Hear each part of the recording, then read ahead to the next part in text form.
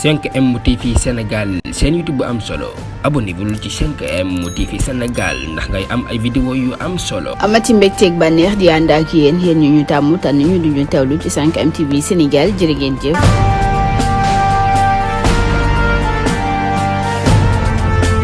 mbokk yi siifur 5M TV Sénégal dal leen ak jàmm ci xibaar directeur publication bu Dakar Matin bi di wuyoo ci turu Pape Alé Niang jamono ji nag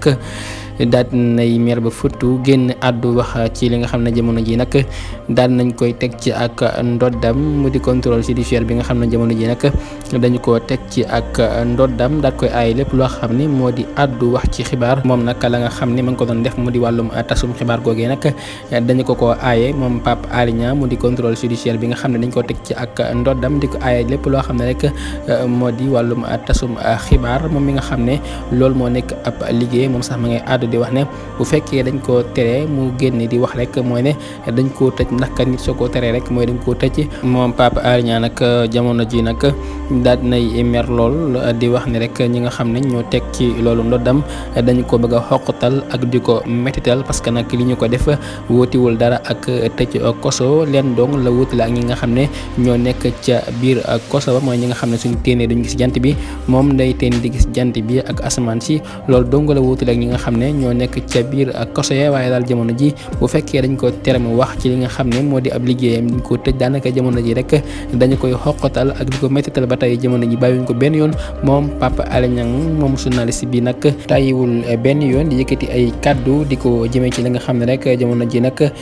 ñu ngi koy doxalee teg ko ci ak ndoddam muy ñaawlu ak di naqarlu ci anam yi nga xam ne ñu ngi koy doxalee di ko teg ci kawam moom Pape Alé Niang ba tey sax ma ngay wax de bu fekkee dañ ko tere li nga xam ne rek doon na ko def di ca liggéey di ca teral ak njabootam di ca suturloo yaa koy tere li nga xam ne doon na ko def rek jamono ji su may tuul sax dana bàyyi li nga xam ne doon na ko def moom Pape Alé Niang jamono ji nag may wax ne su may tuul sax dana bàyyi loolee